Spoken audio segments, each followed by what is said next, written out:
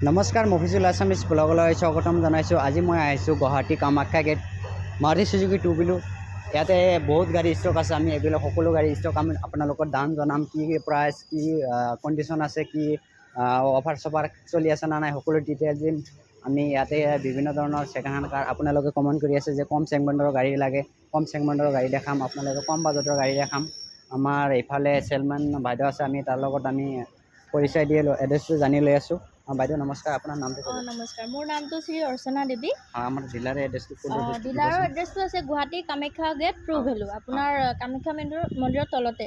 Okay, আপোনাৰ ইয়াতে কিমান কম বাজেটৰ গাড়ী কিমান ৰাখিছে? কম বাজেটৰ মানে চাওক, আমাৰ ইয়াতে ষ্টাৰ্টিং হয় মোটামুটি 1.5 লাখৰ পৰা ষ্টাৰ্টিং হয়। 1.5 লাখৰ পৰা কেতিয়াবা 60-70টো আহি যায়, কিন্তু ধৰক আপুনি মানে কম্পালচৰি হয় আৰু কমন হয় 1.5 লাখৰ পৰা পাব আপুনি গোটেইখিনি। ৱাৰেণ্টি পাব, ৱাৰেণ্টিৰ চিষ্টেম আছে আৰু যিহেতু আমাৰ মাৰুতি অথৰাইজ ডিলাৰ হয়, গতিকে আপুনি মাৰুতিৰ গাড়ী 17ৰ পৰা ল'লে ইয়াতে আপুনি ৱাৰেণ্টিটো পাব।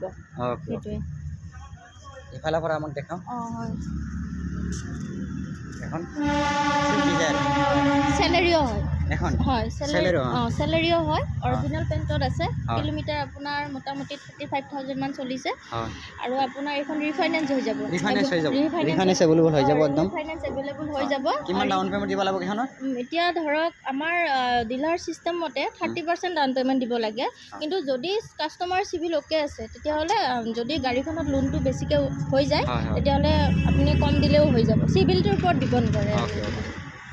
নেক্সট এখন আপোনাৰ হৈছে 12 হয়। ৱেগনাৰ হয়। ৱেগনাৰ VXI অৰিজিনেল পেইণ্টত আছে, বহুত ধুনীয়া হৈ আছে গাড়ী কণ্ডিশ্যন, আৰু প্লাছ কিলোমিটাৰ কম আছে।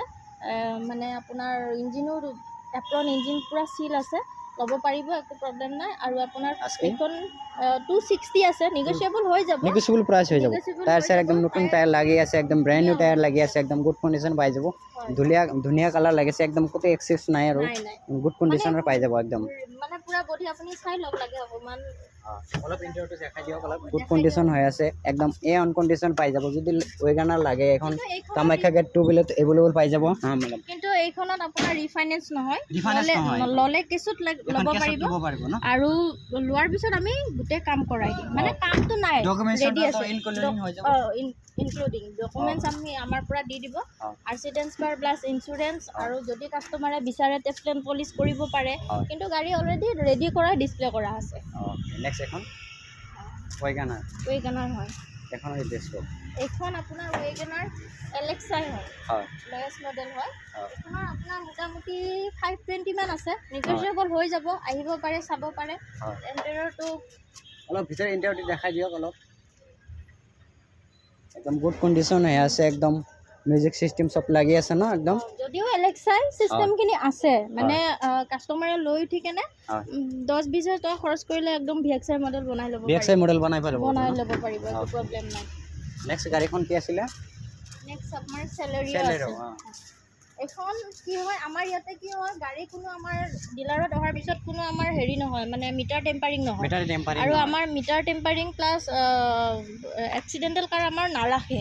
কেতিয়াবা থাকি যায় এখন দুখন, কিন্তু আমি ইমানখিনি মানে 100% গেৰাণ্টি দিব পাৰোঁ। যদি কোনোবাই মেকানিক আনি চাই ল'ব পাৰে, মেকানিক আনি চাই ল'ব পাৰিব, একো চাই ল'ব পাৰে। আপোনালোকে যদি ল'ম বুলি ভাবি আছে, মেকানিক আনি কাৰণে চাই ল'ব পাৰিব, একদম টেষ্ট ড্ৰাইভ কৰি কাৰণে লৈ যাব পাৰিব, একদম ক'তে প্ৰব্লেম নাপাব। যদি কিবা হেৰি প্ৰব্লেম পায় ৰিটাৰ্ণ কৰি দিয়া হ'ব ন? ৰিটাৰ্ণ কৰিলে হ'ব। নেক্সট আমাৰ এইখন আছে অট'মেটিক কেটেন হয়, ঠিক আছে।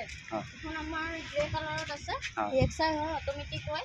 এইখন ইমান বাজেট নাই, গাড়ী কণ্ডিশ্যনটো ঠিকে আছে, আৰু কাষ্টমাৰে বুকিং কৰাৰ পিছত অলপ স্কেচ আছে, সেইখিনি ধুনীয়াকৈ আমি যদি কাষ্টমাৰে মানে ছেটিছফাইড, গাড়ী প্ৰাইচ চাইজ মিলি যায়, তেতিয়াহ'লে লোৱাৰ আগে আমি গোটেইখিনি গাড়ী দাম।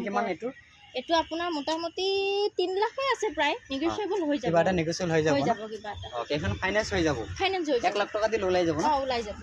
নেক্সট এখন অল্টো হয়, আপোনাৰ 13ৰ হয়। এখন 13ৰ হয়, হোৱাইট কালাৰত আছে, কণ্ডিশ্যন ভালে আছে, আৰু বাকী অকণমান মেকানিকেল কাম ওলাব, যিহেতু গাড়ী দিয়াৰ আগত আমি ছাৰ্ভিচিং কৰাই দিওঁ, গতিকে প্ৰাইচটো আপোনাৰ 230 আছে। 230 ৰাখা আছে। আপোনালোকে যদি ল'ম বুলি ভাবি আছে, এখন যদি কিবা এটা কাম থাকে, আপোনাৰ যদি পাৰ্চেছ কৰে, এখন কাম চাম কৰাই দিয়া হ'ব, একদম নেগোচিয়েবল প্ৰাইচ আছে, কিবা এটা ডিছকাউণ্ট হৈ যাব।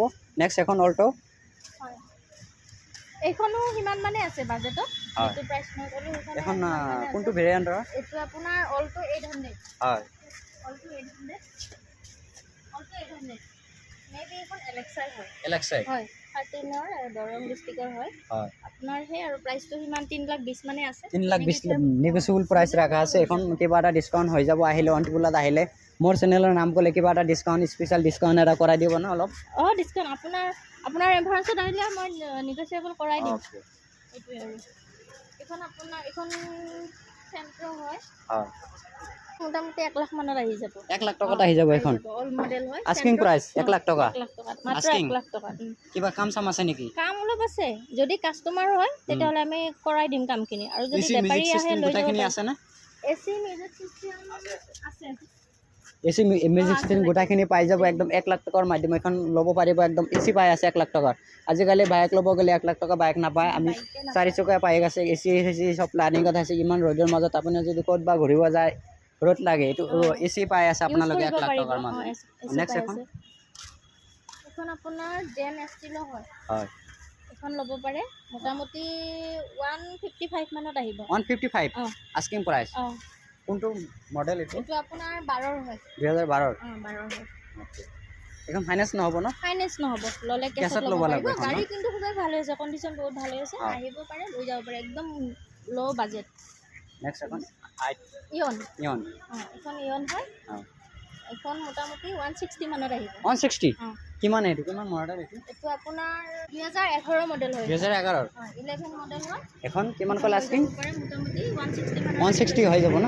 150 হৈ যাব ন 150 আহি কেনে কাষ্টমাৰ চাই লওক 150 পাই আছে ইয়ন যদি ইয়ন ল'ম বুলি ভাবি আছে এখনো ল'ব পাৰিব এখন কামাখ্যা গেট 2 বুলি এভেইলেবল পাই যাব আপোনালোকে যদি ল'ম বুলি ভাবি এখনত ল'ব স্ক্ৰীনত নাম্বাৰ আহি আছে হবিকত জানো মেডামৰ লগত কণ্টেক্ট কৰি কেনে কিবা এটা ডিছকাউণ্ট কৰাই দিয়া হ'ব মোৰ চেনেলৰ নাম ক'লে আৰু নেক্সট বেলেনো এখন হয় এখন আমাৰ বেলেনো আছে অৰিজিনেল পেইণ্টত আছে আপোনাৰ এখন 2020ৰ হয় জেটা মডেল আপোনাৰ বেলেনো হয় এখন আপোনাৰ 650 আছে অলৰেডি বুকিং হৈছে গাড়ীখন ডেলিভাৰী হ'ব কাষ্টমাৰে বুক কৰাই দিছে কিন্তু এনেকুৱা সেম ৰেঞ্জত পাই যাব বেলেগ আহে আমাৰ যদি আপোনালোকে ল'ম বুলি ভাবে যদি লয় যদি এখন স্ক্ৰীনত নাম্বাৰ আহি আছে যদি কণ্টেক্ট কৰি কেনে এখন সেম গাড়ী যদি লাগে এখন সেম গাড়ী দিব পাৰিব স্ক্ৰীনত নাম্বাৰ আহি আছে কণ্টেক্ট কৰক মেডামৰ লগত এখন আপোনাৰ 2020ৰ হয় ৱেগনাৰ VXI হয় অৰিজিনেল পেইণ্টত আছে প্লাছ ৱাৰেণ্টি পাব আৰু ৰিফাইনেন্স হৈ যাব 30% দিলে 30% ডাউন পে'মেণ্টত আমি